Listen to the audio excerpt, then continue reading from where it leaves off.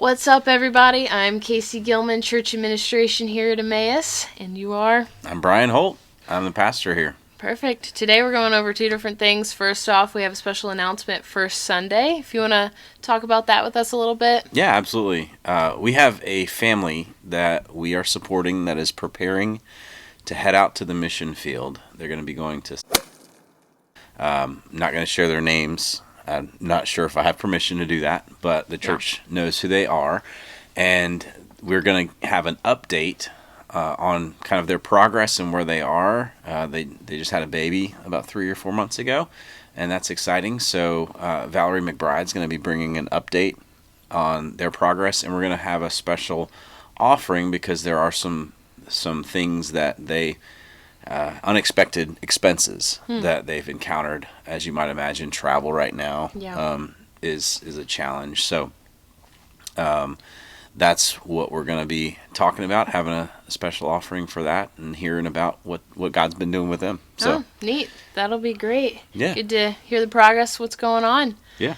All right, we're doing a little bit of different sermons over the next 3 weeks. So last week was... second week, I think, that you've been doing that. We've been going through Acts in the past for about a year and a half, taking a short break. So we were in Genesis 22, right? Genesis 22. 1 through 19? I believe so. I think. So if you remember Abraham and the sacrifice of Isaac, Yeah. go over a little bit of what we talked about, a little bit of a recap. Yeah, recap and any thoughts. Yeah. As we did the same thing at youth group, what we normally do is we go over the sermon from that Sunday morning, but kind of try to, sometimes we'll go on tangents and sometimes we'll apply certain things. So lots of thoughts on that text. A lot of things came to mind, and there's so many different ways, even just, as I was preparing the sermon, like there are so many different ways that story can go. So I'm interested to hear from you. Like, what are some takeaways that you had from that message? Definitely a couple. It's one of those stories that you hear growing up in the church, and you hear it over and over and over again, and you kind of look over the little things. But a big thing that I noticed kind of going through it on Sunday and with the youth was the parallel between Abraham and Isaac, the father and son, there, as Jesus did with his son, sacrificing him, and the way Jesus sacrificed him on the same mountain, and kind of going over that.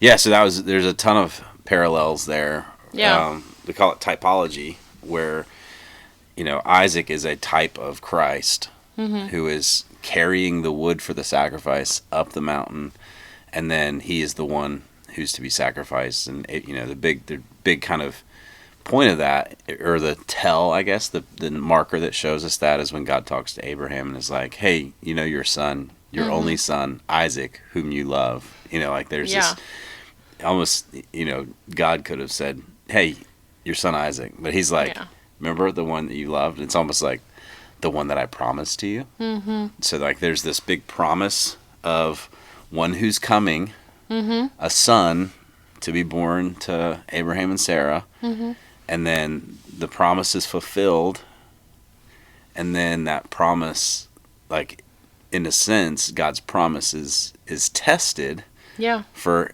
Abraham because he's now calling him to sacrifice his son. And then the picture of Jesus being the promised Messiah, who would come a day, and there's waiting and waiting and waiting, and then he finally came, and then just when everyone thought that he was going to be our governmental savior, he is sacrificed, and he's sacrificed for our sin in our place. So it was a really neat connection to make that I'd never really thought about before. Yeah, we also dove pretty deep into testing. And God's type of testing versus tests we take in school and youth group, which I thought was really interesting. So, any questions on that specifically? I think I guess not any questions necessarily, but it's interesting when I think of tests, I literally think of just testing my knowledge on something or see how much I've studied up on something, which isn't the purpose of God's tests. Right. Yeah, it's like the way, we think about testing. And even in the youth group, it was kind of clear that everything that they used to describe a test was, we're going to see if, we're going to see what it's really is in there. Yeah. But, when you look at that text from Proverbs that I read, was, it talks about the crucible, and how the crucible is kind of the thing that, where the testing of the metal is actually a refining process. Yeah. So God's tests are not, checkups as much as they are the process that He refines us and makes us more into Jesus. So, yeah, we spent a lot of time on that. Yeah, we did. Sunday night with the youth group, just kind of discussing that and going in depth on that, because I think that's a big. It's an important thing for all of us to know, but especially at a young age, like learning that trials and challenges that you go through are not God's punishment. They're not God like being mean to you. They're actually the process that He's going to use to make you more like His Son, and that's a huge thing to understand. Which reminded me a scripture I shared with the youth group on Sunday night. If I can find it real quick. Yeah.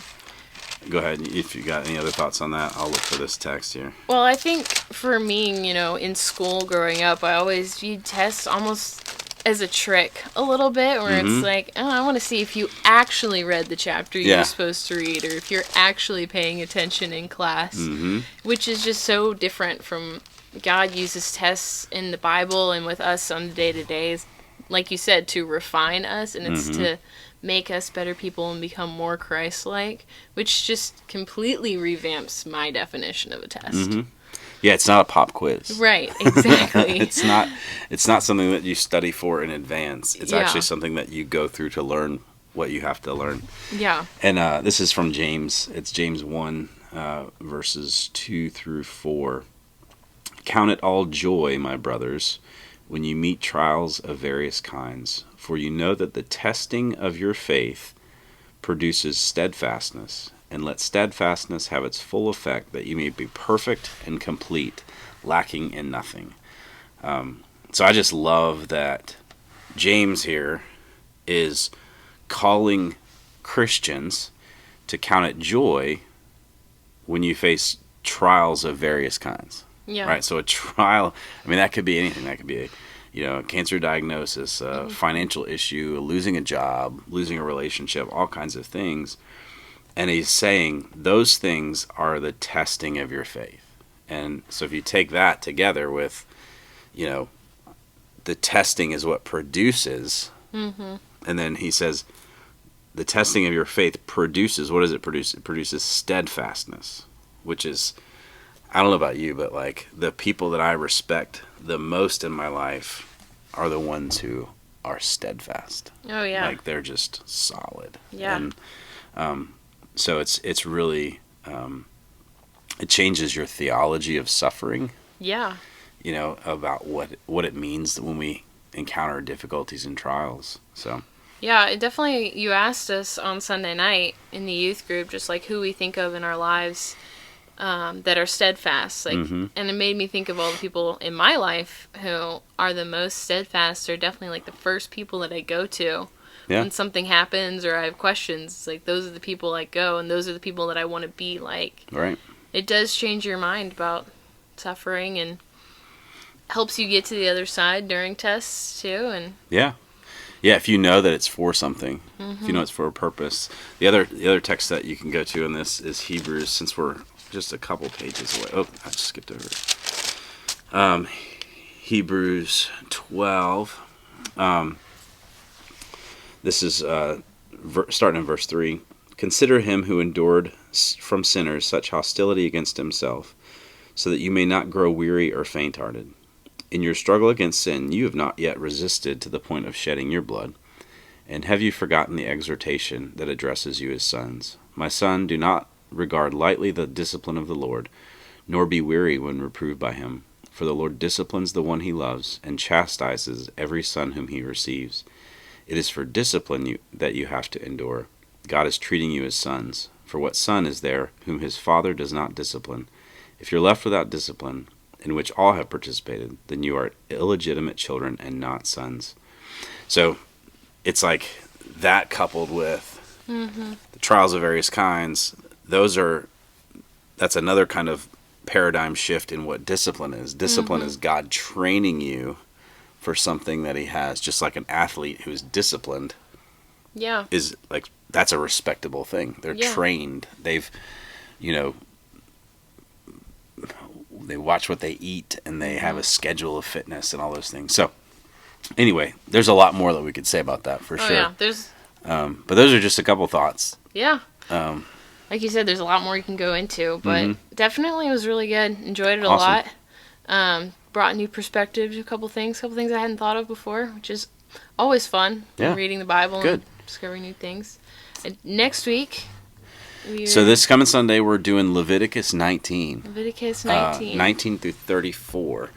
And this is kind of an interesting thing. It's not a story. It's actually God laying out. He's kind of actually recapitulating the Ten Commandments in a sense, and he's talking about mixed fibers, not mixing grains. It's all kinds of interesting things. But actually, when you understand it, kind of in the context, it's really God establishing or reestablishing his holiness and what holiness means. So we're going to talk about that. I can read it real quick. Okay. And then we can be done after that. Oh wait, no, it's long. It's a lot of verses. You can read it in your own time. But anyway, so those are some things. Read it in your own time. One of the great verses. Do not eat any flesh with the blood in it. All right, so that's a fun one. Yeah, that's important. We're going to talk about what that means. You shall not round off the hair on your temples or the edges of your beard. So make sure you don't round off the edges of your beard, Casey. I won't do that. And then been growing it out for a little while now. One that's been brought to me a number of times in my life is you shall not make any cuts on your body for the dead or tattoo yourselves. Because I may or may not have a couple tattoos. I was actually curious of where you were going to go with that on Sunday. I look forward to that. Because I've heard that in a lot of arguments and stuff, no matter which way you go. Mm-hmm. But that's used in a lot of debates. Yeah. Versus piercings and tattoos. Yeah, usually my snarky response is, do you eat your steak raw? Or not raw. Do you like rare steak? And it looks like you've trimmed your beard and your hair. Yeah. So, also, there's mixed. Where did it go? The not mixing seeds, not mixing blends for clothing. So, all that's in there. Yeah. So we're gonna see how that relates to God's holiness and what that means for us today. Be fun. Awesome. Look forward to it. All right, we will see you Sunday morning at 10 a.m. See you then. All right. Bye. Bye.